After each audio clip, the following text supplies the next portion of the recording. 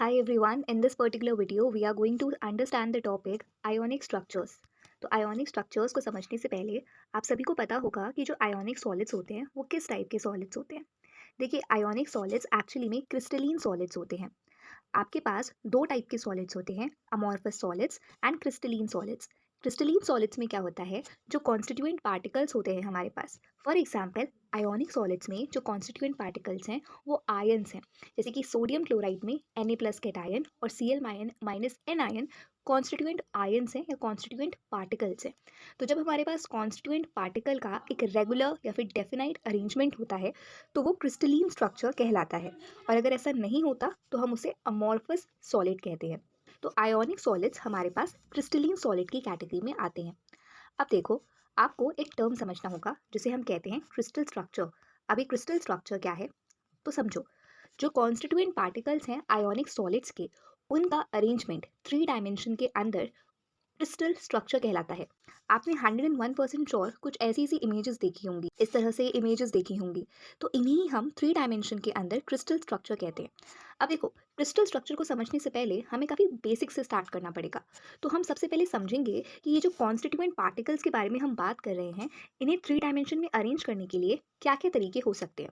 तो three dimension में arrange करने से पहले हम इन कॉन्स्टिट्यूएंट पार्टिकल्स को वन डायमेंशन में अरेंज करके देखते हैं, फिर टू डायमेंशन में अरेंज करके देखते हैं, एंड एट लास्ट हम थ्री डायमेंशन पर आएंगे। उनसे सुनो। पहली बात तो ये कि जो कॉन्स्टिट्यूएंट पार्टिकल्स हैं हमारे पास आयोनिक सॉलिड्स के, हम उन्हें स्पेरिकल मान रहे हैं। हम ये अज्यूम कर रहे हैं कि वो स्पेरिकल इन शेप है। आपको ये बात पता होनी चाहिए कि आयोनिक सॉलिड्स में कोवेलेंट कैरेक्टर होता है, जिसका मेन रीजन पोलराइजेशन है। तो पोलराइजेशन का कंसेप्ट को अप्लाई करते हुए ये मानना कि आयन स्पेरिकल है, ये तो पूरी गलत ही बात हो गई। बट स्टिल हम ये अज्यूम करके चल रहे हैं कि हमारे जो कॉन्स्टिट्यूएंट पार्टिकल्स हैं वो स्पेरिकल है इन शेप। अब इन स्पेरिकल पार्टिकल्स को हम किस तरह से अरेंज करते हैं ये देखते हैं। तो पहले हम सीखेंगे कि वन डायमेंशन में हम किस तरह से अरेंज कर सकते हैं। तो वन डायमेंशन में एक ही अरेंजमेंट पॉसिबल है, जिसे हम लीनियर अरेंजमेंट कहेंगे। तो इस तरह से ये लीनियर अरेंजमेंट वन डायमेंशन में पॉसिबल है, जहां पर एक प्रॉपर सीक्वेंस में हर एक कॉन्स्टिट्यूएंट पार्टिकल दूसरे के ऊपर रखा जाएगा। ठीक है। अब देखिए, यहाँ पे एक टर्म आता है कोऑर्डिनेशन नंबर। देखिए, हर एक कॉन्स्टिट्यूएंट पार्टिकल कितने और कॉन्स्टिट्यूएंट पार्टिकल से सराउंडेड है, वो टर्म कहलाता है कोऑर्डिनेशन नंबर। फॉर एग्जाम्पल, मैंने यहाँ पर एक येलो कलर से इसे हाईलाइट किया है। अब ये जो कॉन्स्टिट्यूएंट पार्टिकल है, ये दो कॉन्स्टिट्यूएंट पार्टिकल से सराउंडेड है, इसलिए इसका कोऑर्डिनेशन नंबर 2 होगा। तो arrangement of constituent particles in one dimension is possible in only one way, that is linear, जहाँ पे उसका कोऑर्डिनेशन नंबर 2 होगा। अब इसी तरह से ये जो लीनियर अरेंजमेंट है, मतलब ये जो closely packed pairs in one dimension है, इनसे हम दो टाइप के arrangement in two dimension create कर सकते हैं। एक पहला है स्क्वायर क्लोज पैकिंग। अब मान लीजिए ये हमारे पास ए लेयर है। ठीक है। अब अगर हम इस ए लेयर के ऊपर इसी के जैसी एक और ए लेयर रख दे और एक और ए लेयर रख दे, तो ये जो सिस्टम क्रिएट होगा, ये जो पैकिंग बनेगी, इस अरेंजमेंट को हम स्क्वायर क्लोज पैकिंग कहेंगे। क्या कहेंगे? Square close packing.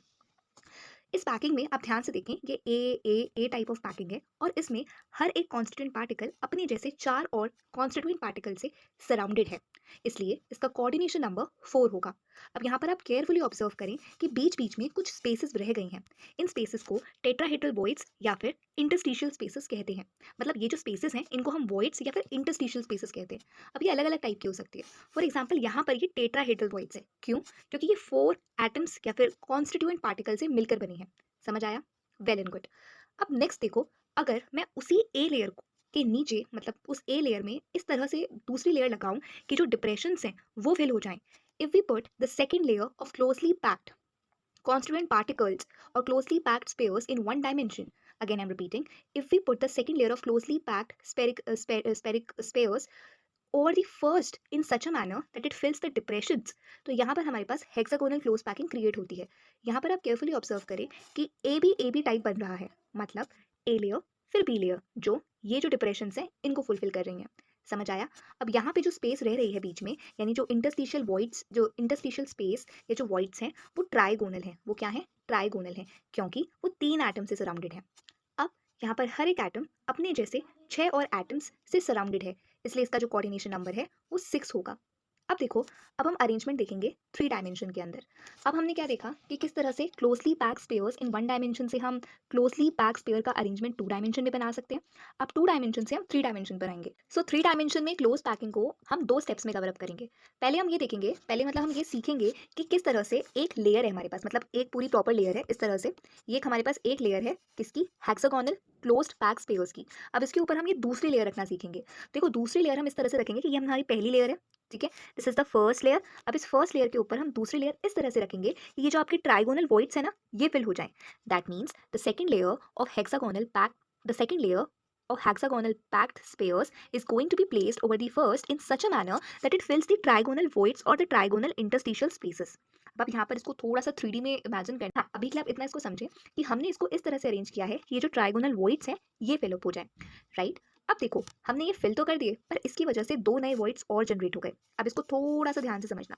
देखो ये इमेजिन करो, ये फर्स्ट लेयर है ना, ये वाली जो व्हाइट वाली है ये फर्स्ट लेयर है। इसके तीन एटम्स देखो, वन, ये वाला टू और ये पीछे थ्री, राइट? और हमने सेकंड लेयर के तीन एटम्स देखे, वन टू थ्री, ये सिक्स एटम्स आपस में कॉन्टैक्ट में रहेंगे।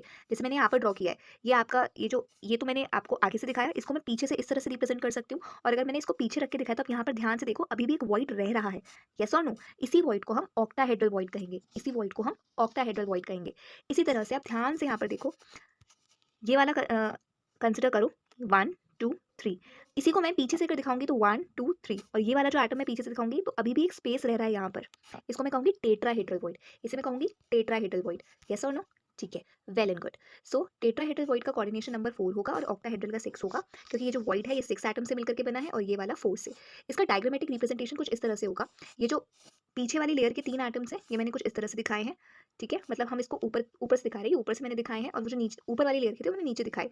तो ये तीनों आपस में कॉन्टैक्ट में है, तो यहाँ पर ऑक्टाहेड्रल बना, और ये आपका टेट्राहेड्रल वॉइड का रिप्रेजेंटेशन। क्लियर? ठीक है। अब देखो, अब हमने सेकंड लेयर रखी, अब हम थर्ड लेयर जो रखेंगे, मतलब ये जो हम थ्री डायमेंशन बना रहे हैं ना हेक्सागोनल क्लोज पैक स्क्वायर से, यहाँ पर स्क्वायर्स आएगा एक्चुअली में, है ना? तो हम two dimension hexagonal close pack square से हम ये जो अपना थ्री डी स्ट्रक्चर बना रहे हैं ना, अब हम इसमें जो आपकी थर्ड लेयर है वो इस तरह से रखेंगे कि हमारे ऑक्टाहेड्रल वॉइड्स कवर अप हो जाए और टेट्राहेड्रल वॉइड्स कवर अप हो जाए, ठीक है? अब यहाँ पर ध्यान से देखना, मैं सब कुछ रफ कर देती हूँ। अब यहाँ पर ध्यान से देखना, थोड़ा सा मुश्किल होने वाला है। तो हम ये समझेंगे कि हमारे पास यहाँ पर कहीं पर आपकी ये ऑक्टाहेड्रल वॉइड है, ठीक है? ये आपकी ऑक्टाहेड्रल वॉइड है और ये वाली आपकी टेट्राहेड्रल वॉइड है यहाँ पर कहीं पर, ठीक है? तो देखो, अगर मुझे टेट्राहेड्रल वॉइड करना है कवर, तो मैं इसी के जैसी एक और लेयर इसके जस्ट पीछे लगाऊंगी, है कि नहीं? ये जो आपकी बी वाली लेयर है इसके जस्ट पीछे ऐसी की ऐसी लेयर लगा दूंगी, अगर मुझे क्या कवर करना है? Tetrahedral void. यस और नो? यस और नो? यानी कि टेट्राहेड्रल वॉइड को कवर अप करने के लिए मेरे पास जो अरेंजमेंट आएगा वो A B type of arrangement आएगा।